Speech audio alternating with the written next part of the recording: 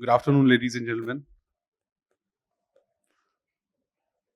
I would request BW team to get the audience inside the hall, please.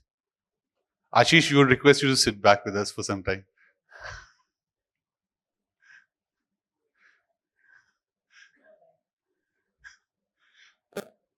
So we'll start with the next panel discussion. And today we'll be discussing about practical insights for building an equal and diverse workplace, which is more inclusive. So we are joined by Ms. Kavita Dasan, Chief People Officer for ABP Network. Welcome, Kavita.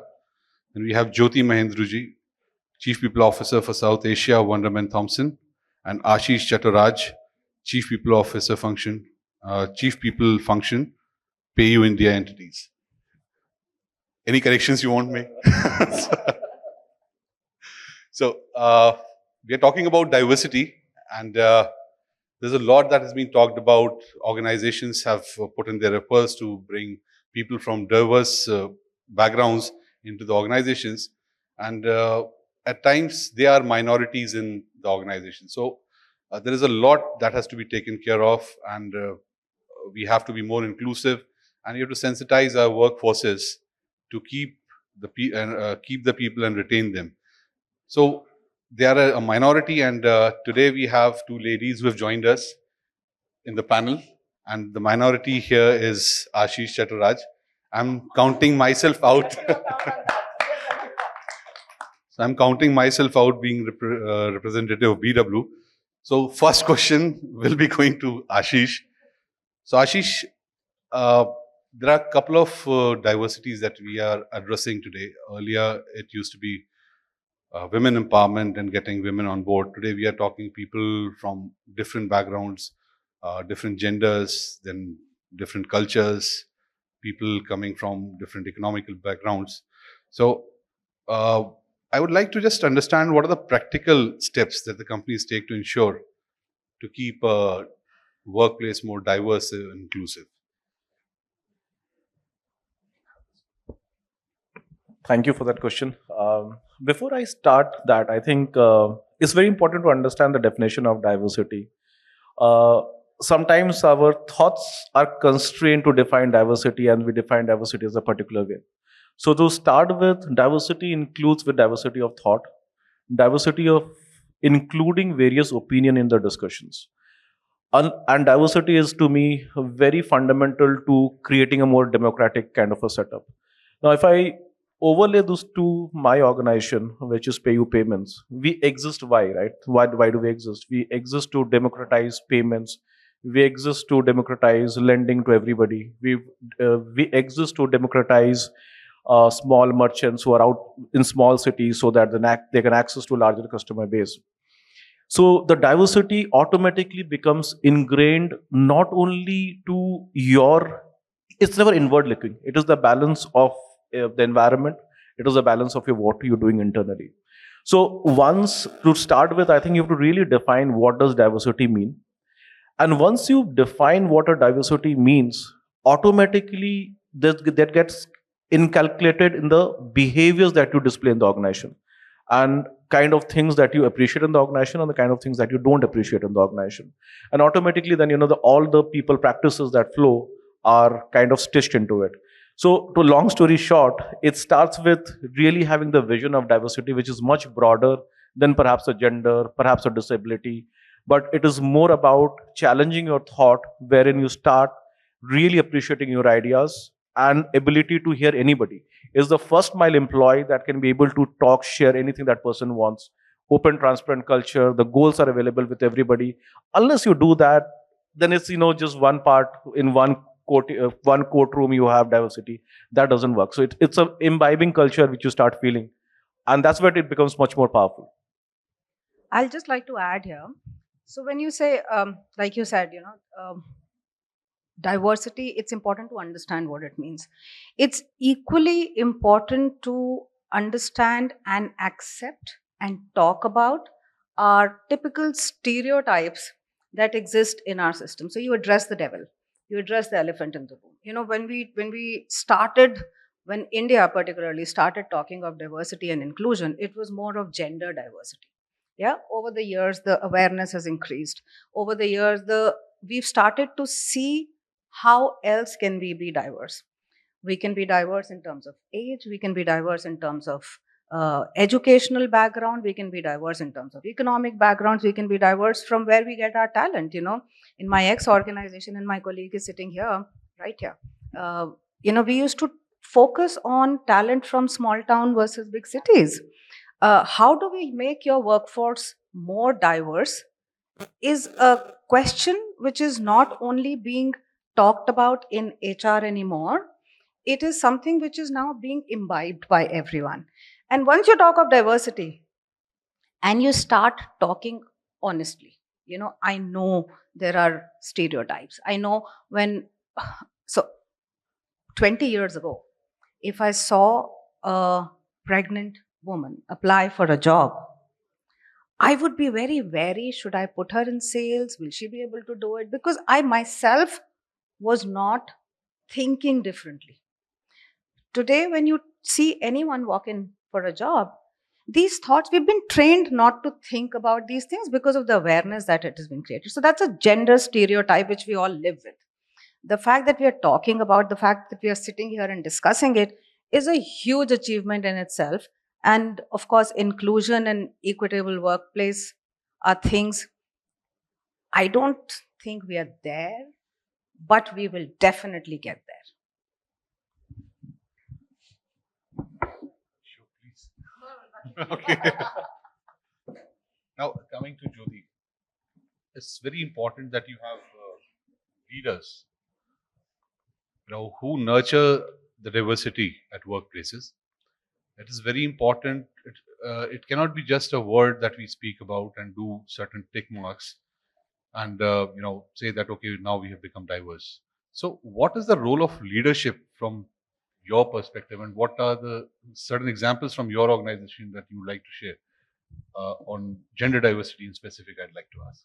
Of course, I think the whole concept of DE&I can only be successful in any organization if it's a top down approach. It cannot be successful unless the top leadership has given their buy in and has taken over this facet as an important KRA. You can talk about it. A lot of organizations, even today, are doing check in the box. There is probably one Women's Day. So, March, oh, Women's Day. Yeah. So, one Women's Day. June, oh, Pride Month. So, one Pride Day. But that's not what we are talking about. It has to be a top down approach. The senior leadership has to completely be responsible and accountable. And when I say senior leadership, I just don't mean CEO, but the entire CXO suite and even the number two is reporting into them, because that's where the juniors and the masses look up to. If you don't have gender representation or different orientation representation in that bracket, then you're not a good example. In all my organizations where I worked before the current one, I used to be the only one in the senior leadership. But in my current organization, I'm one amongst 30. So I'm very proud of the fact that we are a very gender balanced organization globally. Wonderman Thompson has a global CEO, Chief People Officer, and CFO, all women. So, that's where we are headed to. And that's where we should be headed to, even here. So, yes, like I said, it has to be a top down approach. It has to be owned by the senior leadership. I'd just ask you about the kind of ratio that you have for other genders as well. See, and that's a tough one because right now, gender diversity is something which I can still say that, we are there. In the ideal world, we would want 50-50, but we are there. We are 40% women. But is diversity only linked or limited to gender diversity? The answer is no. The underrepresented groups are still very, very few. Whether you talk of small town talent, whether you talk of LGBTQAI, whether you talk of people with disabilities. In fact, I would like to share here, we worked a lot on neurodiversity in my ex organization, and we had done work with Action for Autism. And we not only trained autistic individuals, but we also onboarded autistic individuals after training them for 6 months. It sensitized the organization as a whole. It was not limited to just those three individuals. It brought about the softness, the patience, the sensitivity in the entire infrastructure centered around them. We learned how to handle those people. They learned how to be comfortable with us. And it was a beautiful win win situation. But that's a very small step. There were only 3 out of 1,000. So if you would talk a percentage, hardly. I think I'll like to add one thing here: accessibility. And that's all about the issues that we face, which is beyond disability, and they still are disability. Like neuro is one example. It could be people who are suffering from cancer, people who've been diagnosed of various disease, people who have stress, depression, anxiety. 30% of workforce, whether we accept or not, is actually suffering from it. How open are you as an organization to talk about it? How open are we as organization to welcome that kind of conversation? I am suffering from depression. The manager's first reaction would be, "Chutti pe chale jao. Mere samne mat aao. I don't want a scene here."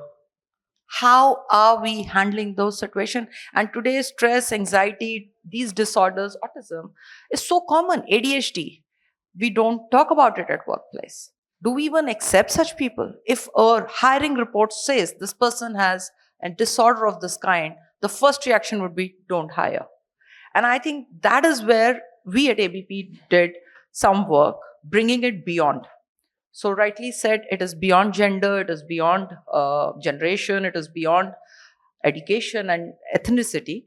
I think it is also taking a step forward and saying we accept and include all people from all walks of life who can contribute meaningfully to the work.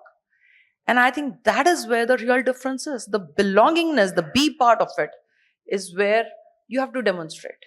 And those exceptions have to happen. It started with my own team. And I'm very proud to say, we have over-reported 15% population, which have actually come out and open and said, yes, these are the issues we face. And companies taking care of them, and they are treated as equal as anybody. That's wonderful. You would like to add anything to this? So, Kavita, the next and the very important thing that has to be addressed is that how do we get people on board with us? We talk about women, so that's a little easier. You advertise and you get applications and you can find people. Now, the challenge is getting people with maybe from the LGBT communities on board, maybe the people with disabilities on board. So what are the strategies? If the intent is right, how do we intend to get the people from these backgrounds on board with us? Very well put. It's a challenge. No two ways about it. In country like ours, where LGBTQ or any other orientation is still a taboo, where people are still living out inside a cupboard, they don't come out and open. I think the first thing that we did, I'll just share a few steps that we did, was make all our policies neutral, gender neutral. There is no he, she. Our application forms don't have he, she. We don't ask gender. I think that was a very small thing, but went a long way. Our ads for hiring, recruitment also is gender neutral. We put 2 logos to hire females and LGBTQ. It's a very subtle but yet out and open, where we say we welcome. Our ratios are much better, maybe because we are media. People are still open. Our chief design officer, who does all the anchor designing, is from the LGBTQ. Our chief fashion guy, who does all the makeup and everything and ensures a standard look across channel, is also from this community. There are also people who have been contributing on various talent which are more creative sides, in the production side, so I think it is one community tapped and they bring in, and it is their comfort and word of mouth that we've been able to hire. So that's been one source.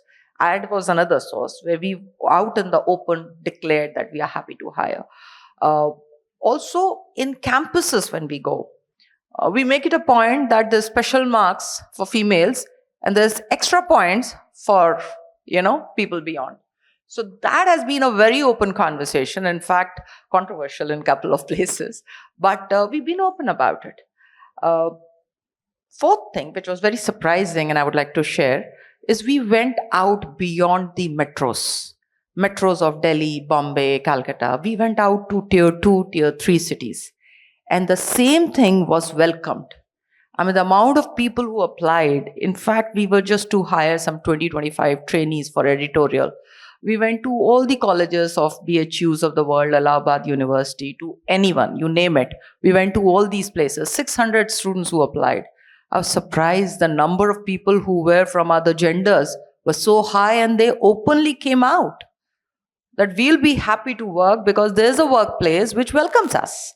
So I think it's a lot about how you go and open and talk about it so that people come out in comfort and speak. It takes time. And you also need to take people from that community to represent. Because when they see there is a connect, they believe it when they see it. It's not easy. I mean, whatever said and done, it's also not easy when they come to the workplace. I still remember my editor saying, you got to sit with me. I said, "Tum kyun dar rahe ho?" No. I will not have a conversation. Two, now they're the best friends. So I think it's been a journey. It takes time. It takes a lot of patience. And there are times when the person is not been spoken by anybody. I used to give a lot of my personal time just to ensure that comfort is there. Now they're friends with most of them. And I'm very happy to see a lot of non-official parties. These guys get invited. They're the life of the party. I mean, they're the main, so it's wonderful, but it is a journey. And that is inclusion. Absolutely. Yeah, and that is inclusion. Like, inclusion and equity. I was just reading about one of the organizations. They decided to hire transgenders in their factories. So before hiring, they went and interviewed transgenders to understand what are their daily challenges. And they worked on sensitizing their workforce, prepared their workforce, prepared the infrastructure. One of the basic challenges that the article talked about was the washrooms. That which one would I use? Absolutely. So they worked on all that and then went and hired. And that's such a beautiful example of equity. Ashish, before Sure. you answer, I'll just put a couple of more things into it. See, we spoke about recruitment. There's one more part that is very important is sensitizing your workforce when you're getting people from minorities and maybe LGBT communities or people with disabilities. So it is also important that once they're coming in, they should also feel comfortable into the system and they have to be sensitized as well. So anything that you can throw light on and talk about Sure. sensitization. Sure. I think as Kavita and Jyoti both were talking, this is a very large journey, right? The journey starts definitely first making a place which is really accessible and inclusive. Because anytime when somebody walks in, right, the person should feel welcome. So it starts from whether it is your facility, whether you have a nursing room, whether when you go to your coffee dispenser, do you have a sanitary pad dispenser? Does everything around you seem like an inclusive company, or you just have one board says this is DNI and this is the DNI council? If it just talks about that, then just you're talking. So the things that we try to do, right? Starting from to make this more inclusive and an open environment, right? So there are multiple rituals that starts, right? Whether as an habit, all of us should put a signature with a he, him, she, her, whatever, so that you're able to identify and able to open up that kind of a conversation. Very open conversations led by the CXOs on topics of gender diversity, LGBTQ, and disabilities, chaired by them and having those sessions. That opens up for larger people to come and talk.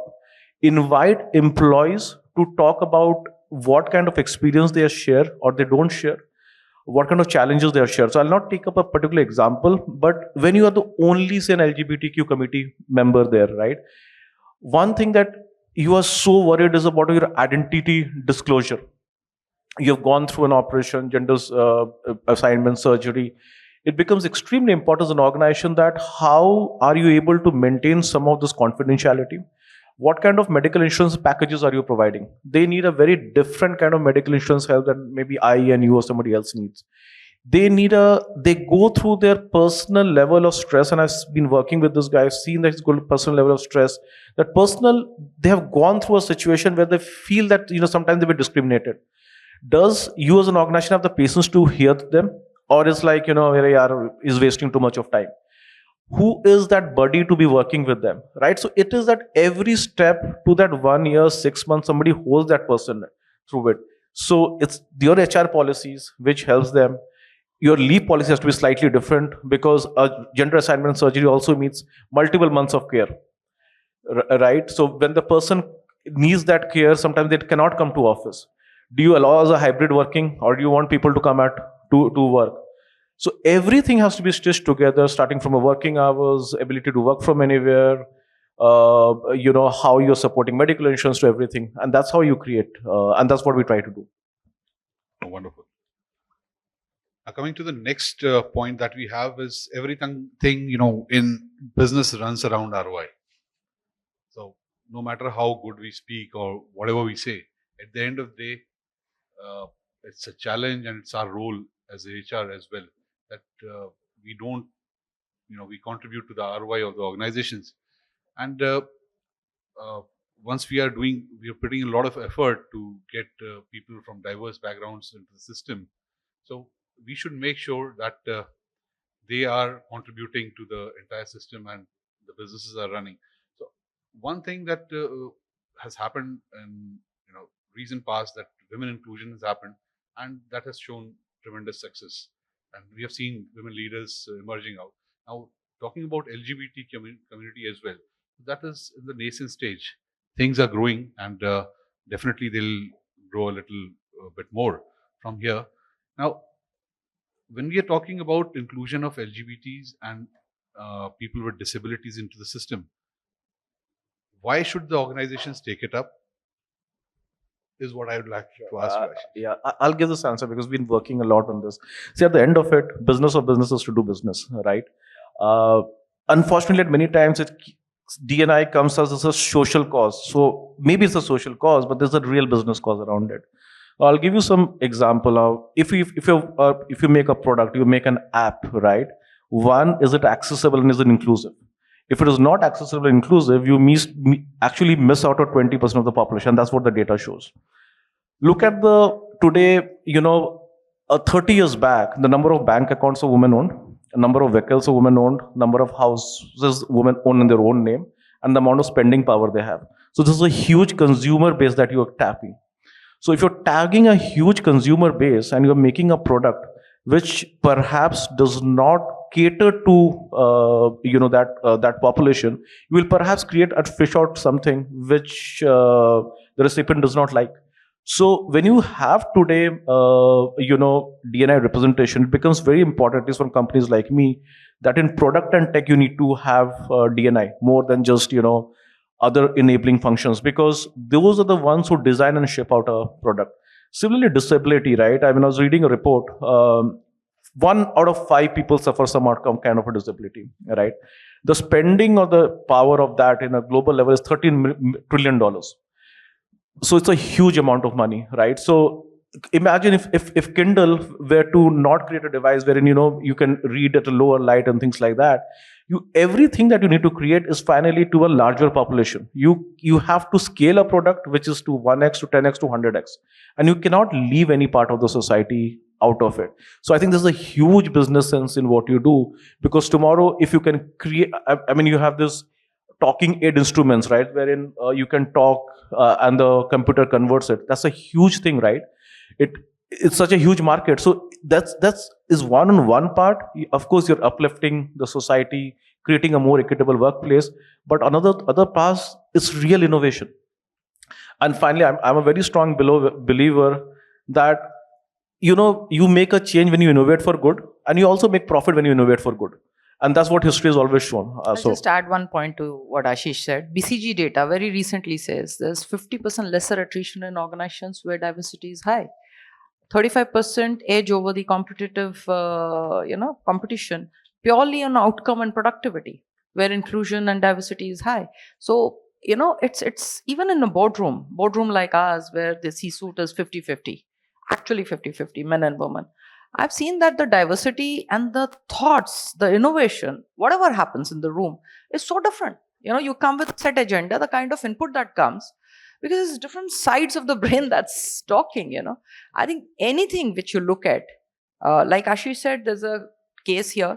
Even in our case, in media, when you have your anchors, when you have your reporters on the ground, if a female talks about it, there is a bit of more authenticity. A guy talking about in a war room, yes, great. There is an attraction. The remote doesn't go off immediately. So there is a genuine need. And I think once that sensitivity happened, uh, today I can very proudly say the females in our organization, which are of course not as much as men, are really ruling the chart irrespective of where they are, whichever function. So I think that level of buy-in culturally, if that happens, it's a beautiful workplace. People actually don't want to leave. They enjoy being there. Also, Ashish made a business case of why we should have people from underrepresented groups. I'm saying, why should the assumption be that underrepresented groups are not at par with anybody else, or will not be as productive or as efficient as anybody else? That's a wrong assumption to start with. We should. I was reading about blind resumes, and I think that's a wonderful thing to do. You don't know who is applying to you, girl, boy, age, where he or she is coming from. Why do we have binary systems? Let the paper speak for itself, and you meet the person after speaking, seeing the paper. So why exactly? It has to be the skill and knowledge, and not the orientation or the gender or the age. None of this makes sense. I took a seven-year long break from my corporate world, and it was easy for me to get back to working even after a 7-year break. My husband took a 4-year break, and it's not easy for him to get back. It's the reverse gender bias that is coming into play, because they say, why should a man be taking a break? It's so simple. I mean, it works very strangely, but it still works. Yesterday, I had a interaction with one of the CHROs. I would name her right now, and she spoke something that was great. That when you get women into the system, because of the inherent part of their behavior, nurturing is a part. So they are uh, focused on nurturing the employees. Mostly, we see a lot of women who are in HR. They are better. That's a stereotype. So Ashish. That's a total stereotype. So this is something that she spoke about, that because of the nurturing ability that they have, they get into details. Like Kavita just spoke, she sat with the people and make them understand things. So that comes in nature, and I think that is something that helps build the business as well. That was her take yesterday. And coming to the last question, we have, for past 1 year, we have been talking a lot about diversity inclusion. Everywhere, every forum, we are talking about it. And I had opportunity to be on certain juries and places, and we came across that in most of the cases, people would come out with certain, policies for gender inclusion and policies for LGBTQs in terms of, like you spoke about, the insurances and all. Uh, as far as the strategies are concerned, they are very good. But once you get down to the numbers, when you ask any of the organizations, okay, you have got the policies, how many people? So it will be 2, 3. And some of the larger organizations, they have maybe not none of them crossing hundreds. That's what I would talk about. But yes, even 1 or 2 is a great start.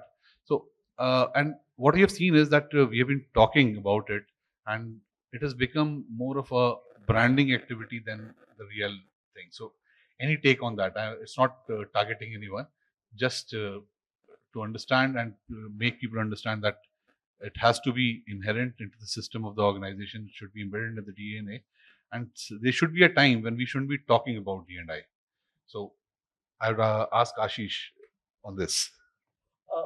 So I would say it's difficult to answer this one, right? So partially perhaps, and I'll be very open, sometimes people do use it just for branding, but at the end of it, this is not branding. Branding will not change anything. At the end of it, जो fake brand होता है वो दिख भी जाता है. So Absolutely agree. so 100%. you can have a fake brand, but it shows, and you have to be real brand for it to be associated.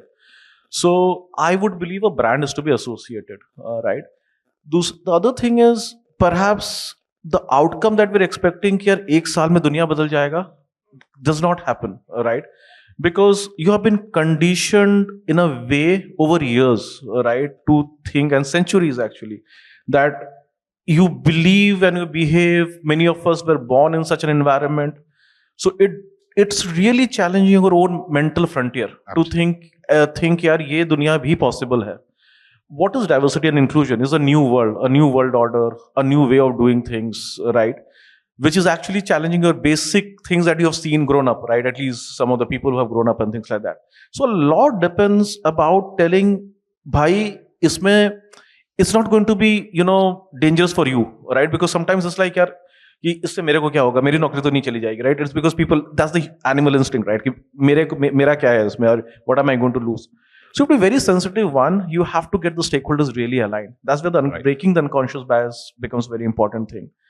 Next, take some success stories, and it's not just branding, right? कि यार ये success story about getting so many female or so many LGBTQ people. But how does the conversation or culture in that organization changes? You become more normally aware when people talk about.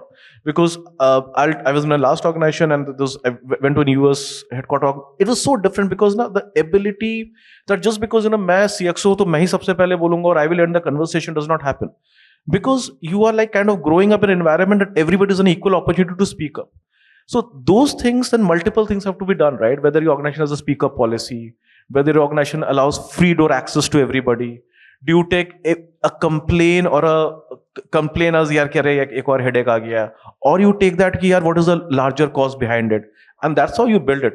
एक साल में ये नहीं हो पाएगा, unfortunately. This is a longer journey. I agree. But yeah, the brand has to be authentic. एक साल में नहीं, काफी सालों में नहीं हो पाएगा ये. But right now we are at a stage of conscious inclusion. But I have a 24-year-old daughter and a 17-year-old son. When you talk to them, that generation is far more accepting, and for them DE&I is not a concept that they have to imbibe. They just have it. They don't have any inhibitions about talking of, okay, this friend of mine is gay, or that friend of mine is has autism or has ADHD or anything. I mean, or oh, I'm going through this friend of mine is going through depression, I need therapy. These are such normal, accepted discussions in that generation. I think the challenge is our generation. We didn't grow up with these things. We are making an effort. Absolutely. The effort is being made to consciously include. When it becomes unconscious inclusion is when we would say, okay, this is no longer a thing to talk about. They'll find something else to talk about, but this will not be a thing to talk about. And that's exactly what she's saying. The education system, the way of living, you see the nuclear families, automatically सब बदल जाता है. You have grown up in a different environment. That's where, it's and it will, absolutely, religious biases, everything, right? How you talk, do you invite, go to, I mean, very frankly, when I was growing up, when the word gay would be like, oh my God, right? So, ki kya ho gaya, right? I that word. Yeah. So, it takes time, but yeah, India is changing. My son always threatens my husband and I that if you don't become accepting of LGBTQ, I'm going to start cross-dressing. So, yeah, and he has been threatening us. So, it's, that this generation of they think very differently. And I'm so glad they do. Absolutely. I just want to add one different perspective. In a country where आज भी हम बेटी बचाओ बेटी पढ़ाओ बोलते हैं, जहाँ हम आज भी ये सोचते हैं कि भाई 3 बेटियां हैं तो 1 बेटा कर लेते हैं, जहाँ आज भी हम ये बात करते हैं कि गर्ल्स आर अ लायबिलिटी, पढ़ाना क्यों, beyond that. And I am not talking about our generation, our a metro life, but please travel to tier 2, tier 3. आपको ऐसे metro में भी बहुत मिलेंगे. मतलब there are real life issues, guys. I think सबसे पहले thoughts वहाँ से change होते हैं. And in this nation, still we have a taboo that woman is working late. I am in media where I know that if a journalist is hired, we tell them day one, guys, working hours, please stop wearing watch. It doesn't matter. Because 24/7 आप reporting पे होता है. लड़की late काम करे problem है, लड़का late काम करे it's good, he is rising. आज भी जब माइंडसेट ये है, and I know how many people we personally counsel when they come and say they doing great, but parents are not allowing. पापा ने कहा डिजिटल ले लो बेटा, एंकरिंग मत करो क्योंकि टाइम नहीं है. We still live in that taboo. I am glad that as nation we started talking. America, which has been talking about it for last 3 decades or 4 decades, are still having the chief diversity officers, titles like that. And it's a conscious every single day working. So the journey has just begun. We have a long way to go. As a nation, a very long way to go. So I just add to this that somehow we missed in between, in the ancient past and the current situation that we have so many people representing from the LGBT in our epics and the scriptures that we have, but somehow it crept in and it's moving out of late. So let's see how we make a better future, and thanks to your son and your daughter that they are more inclusive, and just we also wish to be, but somehow the unconscious biases remain. So with that, I would like to thank my panelists. Thanks to the minority, Abhishek, Ashish, and thanks Kavita, and thanks Jyoti for being here. Thanks a lot. Thank you.